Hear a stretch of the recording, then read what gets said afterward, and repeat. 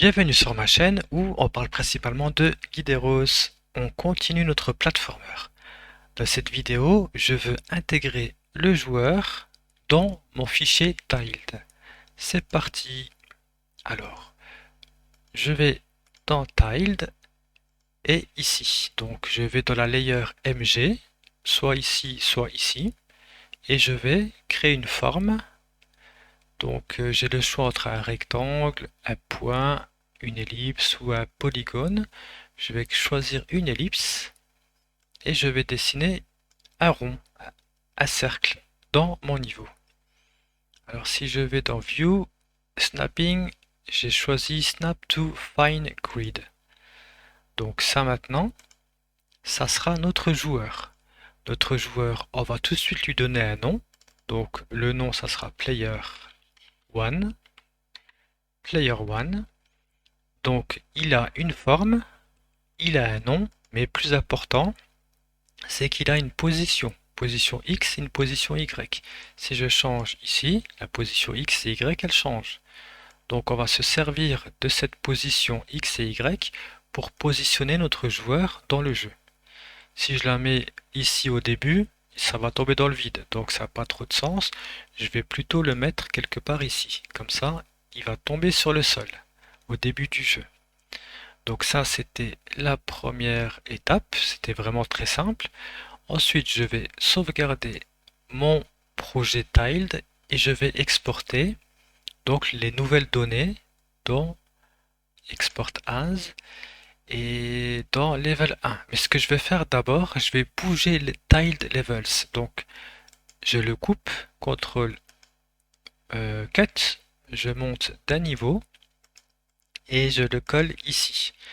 Parce que si je le laisse dans Levels, il se peut que j'exporte dans le mauvais fichier et dans ce cas-là, je vais écraser le fichier qui est pour Guideros. Je vais l'effacer et là, je vais tout planter mon jeu. Donc, pour le séparer, je le mets à part. Et là, tiled, je sais que quand j'exporte les données de mon niveau tiled, ça sera uniquement le fichier là qui sera visible, level 1.1. Donc je fais save et hop, j'ai exporté donc les nouvelles données de mon fichier. Si je vais maintenant dans mon projet, je fais refresh. Donc tiled ici, on voit qu'on a mis tiled levels, il est là. Et là, on a le nouveau fichier qui est exporté. Si je l'ouvre, je vais voir qu'on a notre nouvelle donnée. Donc hop, polygone, ellipse, voilà, player 1, c'est la nouvelle donnée qu'on a créée, player 1, c'est le nom. La shape, donc ça c'est pas trop important. Ce qui est important, ça sera la position X et Y. Donc le nom, la position X et la position Y. Et donc on va se servir de ces données pour positionner notre joueur dans le jeu. Alors, je vais faire un autre refresh pour tout fermer et je vais commencer par le début. Donc scène, level X. Level X, ici, on voit que on crée une caméra, donc le monde, ensuite la caméra et ensuite on a le player. Donc ça, je vais le mettre en commentaire parce qu'on va pas le créer directement ici, mais on va le créer dans Tiled Levels, donc ici. Donc level 01.1, c'est ce qu'on a exporté de tile, level 01.1. Donc pour créer le level 0.1, on fait appel à la fonction, à la classe tiled levels. Donc tiled levels, c'est ce qu'on a juste déplacé tout à l'heure et on va l'ouvrir. Donc ici, ce que ça fait, ça lie donc chaque layer de tiled, MG et compagnie, et ça lie chaque objet dans la layer, et ça donc ça va donner des paramètres selon l'objet. Alors dans notre cas, on a créé un nouvel objet avec le nom player 1, et dans ce cas, on va créer notre joueur à la position X et Y. Alors, tac, tac, tac. Ce que je peux faire, c'est un petit peu de ménage. Donc ça, j'ai pas besoin.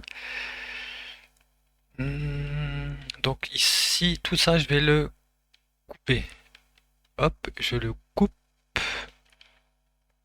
et je vais le déplacer au-dessus. Donc ground A est ici. Donc je vais le mettre ici. Le end, je peux le déplacer, je peux l'effacer. Donc il va lire chaque objet de ma layer MG et il va la traiter selon le nom. Donc si ça s'appelle ground A, ça donne ça comme attribut. Si ça s'appelle player 1, ça va créer le player 1. Et sinon, si c'est ni ground A ni player 1, par défaut, la table, elle va avoir ça comme attribut. Une couleur et une ligne, une couleur pour la ligne. Voilà. Donc nous, ce qui nous intéresse, c'est player 1. Tac, tac, tac, player 1.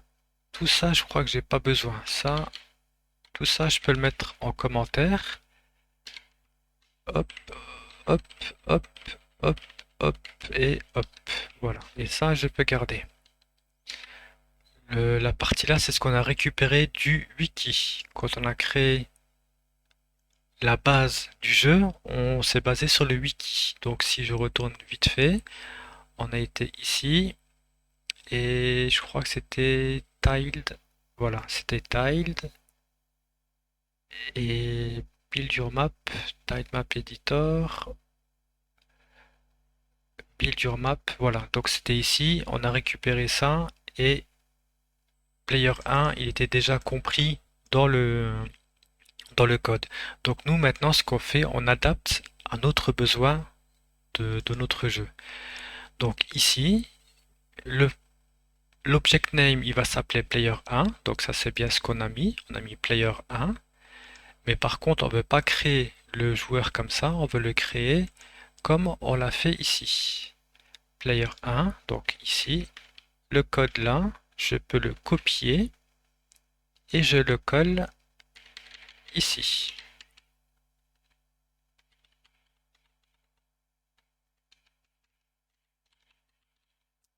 Donc si l'objet il s'appelle player 1, alors il va faire ça. Self.player1 égale player.new. Donc il crée notre joueur. Self.camera, je crois que ça, j'en ai pas besoin. Et ensuite, ici, body set position. Ok. Donc là, je vais le renommer. Je vais le renommer comme ici. Self.world.player. Self.world.player. Je vais laisser player 1 parce que peut-être qu'on aura un deuxième joueur dans un futur dans un futur dans un futur jeu. Ok. Donc là, j'ai mon self.world.player 1 et en fait, on met player 1 à un enfant de world parce que c'est plus facile d'avoir accès à player 1 si on le met dans world. Donc c'est pour ça que ici ils l'ont mis dans world, donc on va faire la même chose.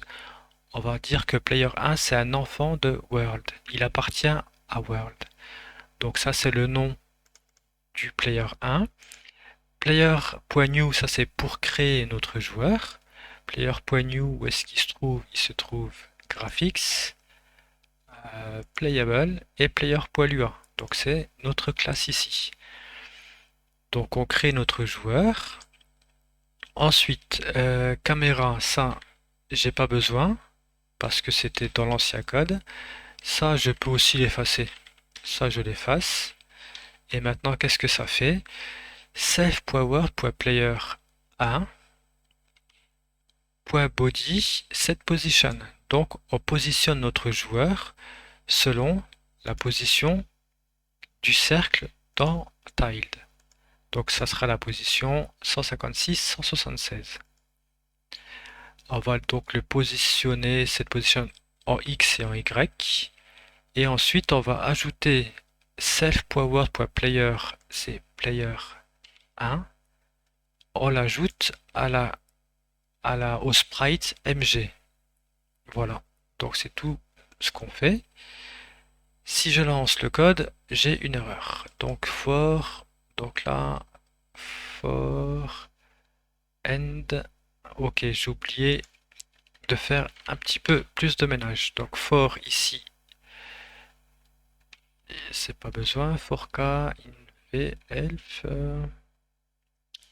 self. Ah, c'est ici, je me suis trompé, c'est else if. Hop, il me mit encore une erreur. Pairs table expected for kv in table. Donc ici, on a un problème parce que la partie de code ici, il fait build shape. Mais dans notre cas, on veut pas que le joueur, on veut pas que le jeu il dessine un cercle parce que c'est juste pour nous, pour montrer la position du joueur. On veut pas le cercle, on veut juste la position X et Y. Donc on va devoir modifier légèrement ici et on fait if my table not equals nil, then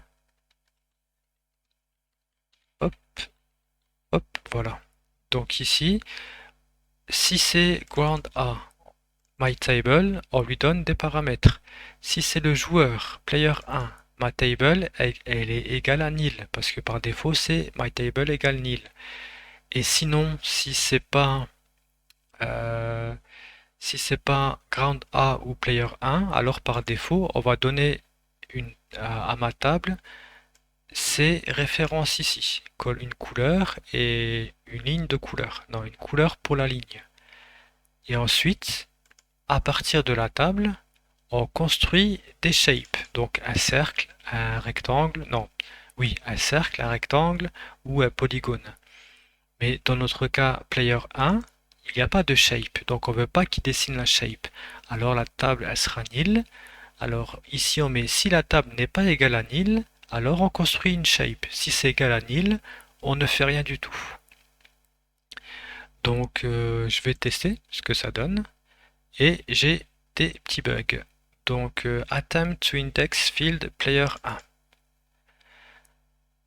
Ok, donc là, si je double-clique sur la ligne où il y a le bug, le code il m'emmène automatiquement sur la ligne et dans le fichier où est-ce qu'il y a le bug.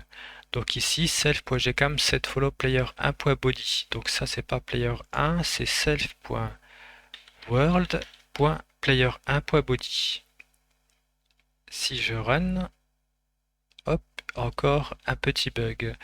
Attempt to index field player 1 a nil value. Hop, si je double-clique, il me met à la ligne ici. Donc c'est pas self.player1, c'est self.world.player1 on key down, self.world.player1 et pareil ici, self.world.player1 on key up et self.world.player1. Hop, si je lance le code, voilà, cool. Donc maintenant, on a notre joueur, mais on le positionne maintenant à partir de la tiled. Donc si je le positionne ici, mon joueur, j'exporte mon projet avec les nouvelles données, je lance le jeu, voilà. Donc il atterrit à la nouvelle position qu'on lui a dit ici. Maintenant c'est le joueur, il est dirigé directement à partir de la map. Si je fais export, hop, je lance. Voilà. Donc est-ce que c'est... Voilà, c'est